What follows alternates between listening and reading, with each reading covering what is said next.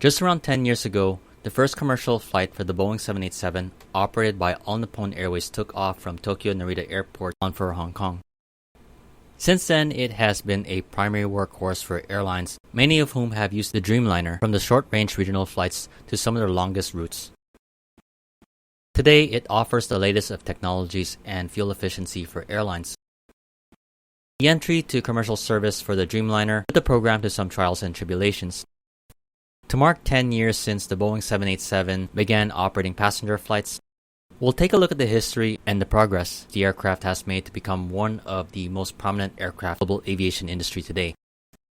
This is the story of the Boeing 787, the Dreamliner.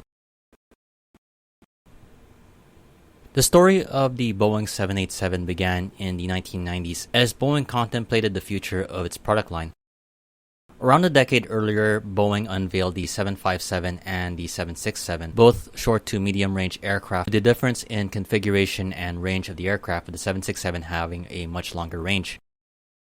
It was during this time that Boeing was developing the 777, a new long-range airliner, to make its debut in the service in 1995.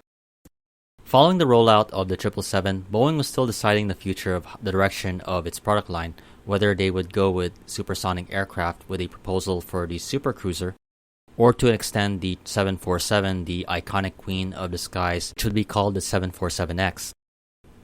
This would be Boeing's response to Airbus as it proposed a super jumbo double-decker jet in the 1990s, which was the A3XX project, later to become the Airbus A380. Fast forward to the early 2000s and the global market changed and the aviation industry did as well. During this time, there were a few economic crashes and the September 11 attacks, which temporarily reduced air travel demand globally. It was also during this time that airlines began to see their fuel prices going up.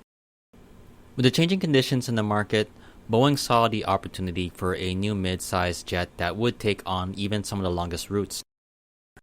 While the 777 was the new wide-body aircraft that airlines were using to connect continents, the services using the aircraft were often done from major airline hubs. This was the basis of aviation, which using a main hub to connect through cities, or simply the hub-and-spoke model. However, Boeing saw the opportunity to overfly these hubs. Recognizing the future increase in air travel demand, there was a potential to use smaller aircraft or point-to-point flights, bypassing the need to connect through major airline hubs. What Boeing sought to do was to create a new middle-market aircraft, somewhat like a 757 and a 767 that would compete in some way like the A300, with a capacity as much or close to the 777, yet with the economics of a 767. Even with what could be a smaller size, Boeing envisioned the aircraft would have a longer range, capable of operating a flight from, say, Boston to Tokyo nonstop, providing airlines opportunities to serve customers flying between the two cities without having to connect at another alternate hub such as New York, Toronto, or Los Angeles. With what they envisioned, Boeing shelved the Sonic Cruiser project, the supersonic aircraft, in the early 2000s, along with the 747X. Though the concept of the 747X would be the base for what would eventually be the 747-8.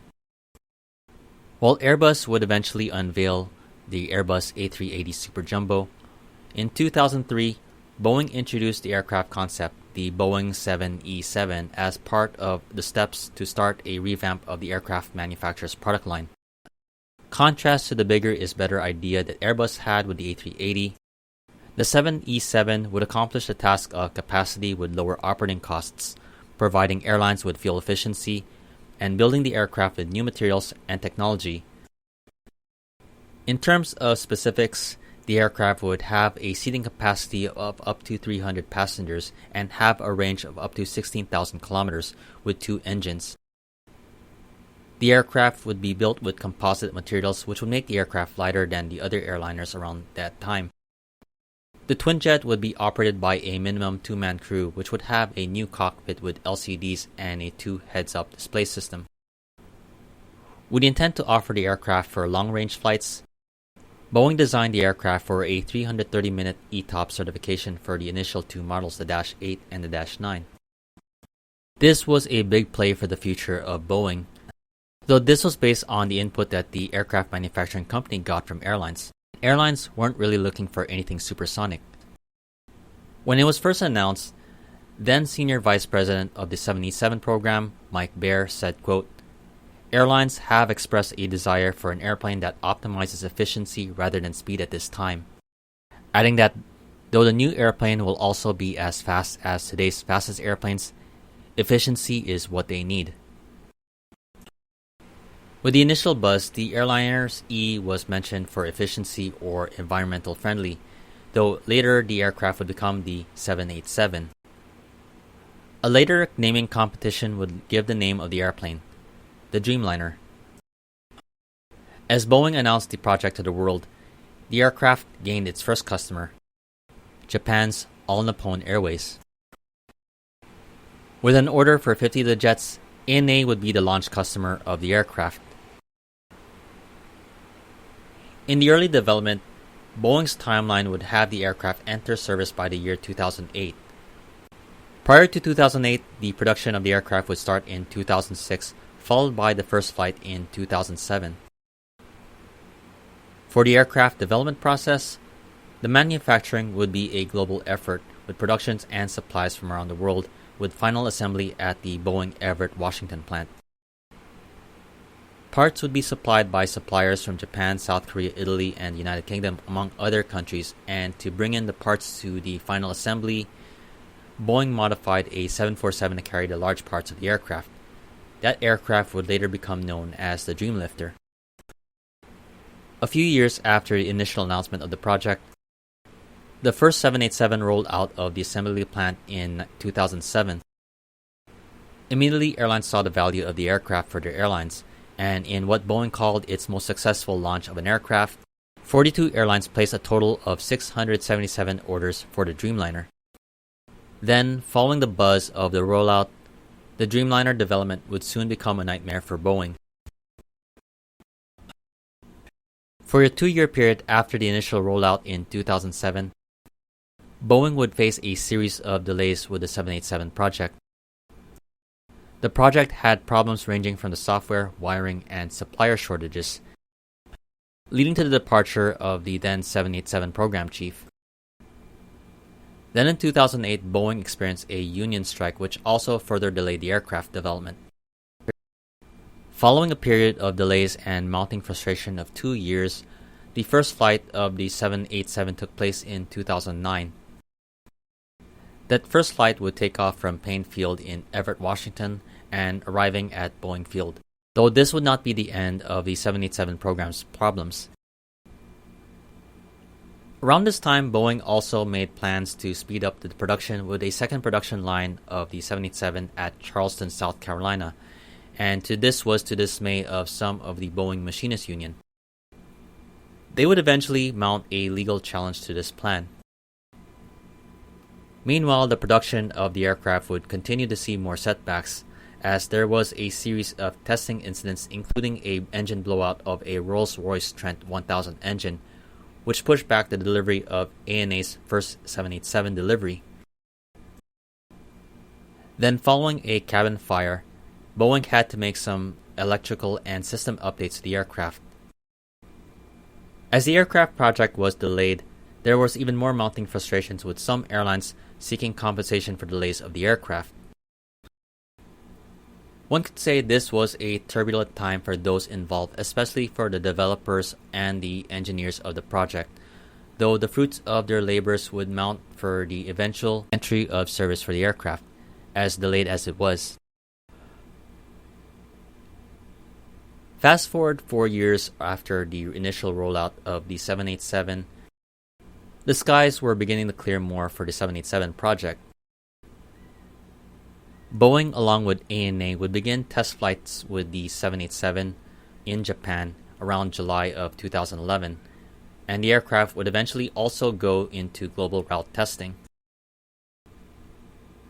Then, in August of 2011, the aircraft received certification for flight from the US FAA and the European aviation authorities, and with that, this would clear the first delivery for the 787 to All Nippon Airways.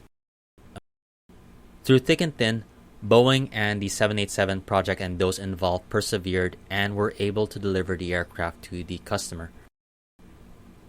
ANA would welcome the aircraft in Tokyo, and on October 26, 2011, ANA would operate the very first flight with passengers with the aircraft between Tokyo, Narita, and Hong Kong. Later in January of 2012, ANA would then deploy the aircraft on the first long-haul flight from Tokyo, Narita to Frankfurt, Germany. Despite the initial turbulence of the development of the project, the aircraft was well received by airlines and passengers, becoming a favorite amongst travelers.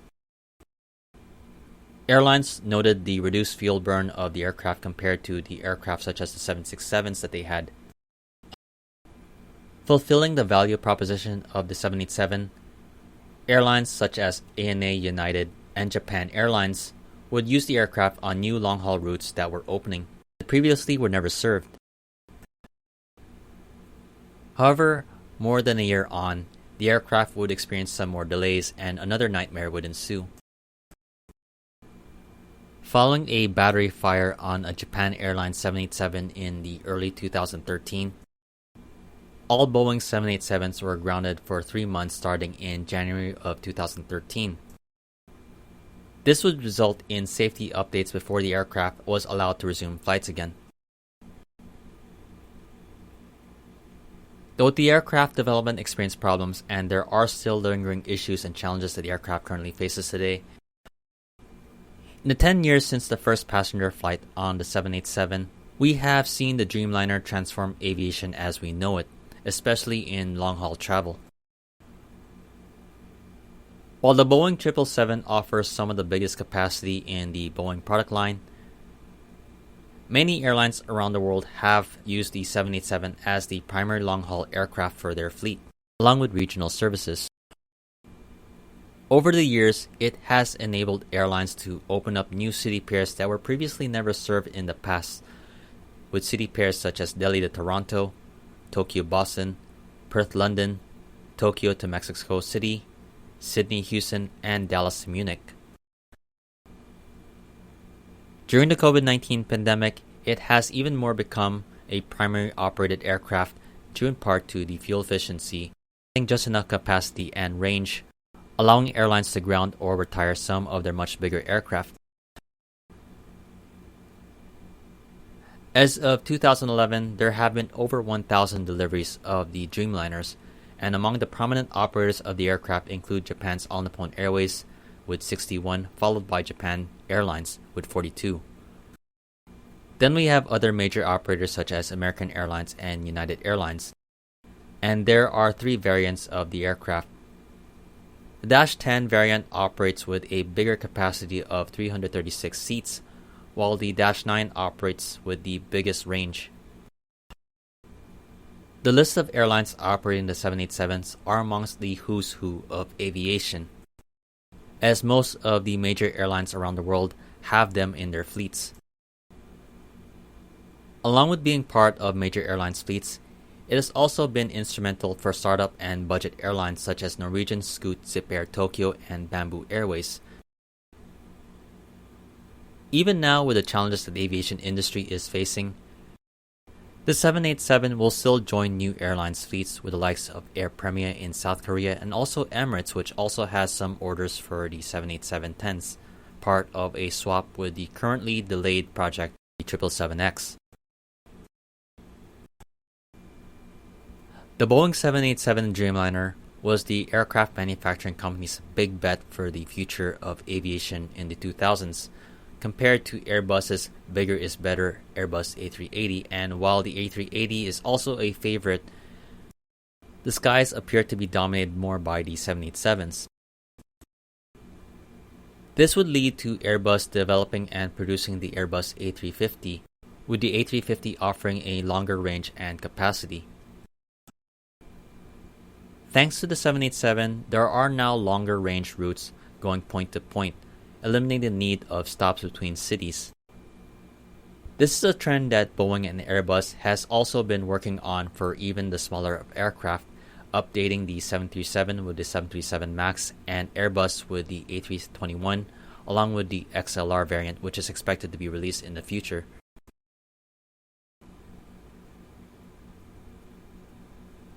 The 787 has become a major part of aviation today, and if you happen to have flown on one before and love the experience, or those of you who have worked with the project or been involved in it, I definitely would love to hear your experiences in the comments section below. In the meantime, this has been Flights in Asia, highlighting the news and updates from the aviation and travel scene in the Asia Pacific. If you like this video, please like, comment, share, and subscribe.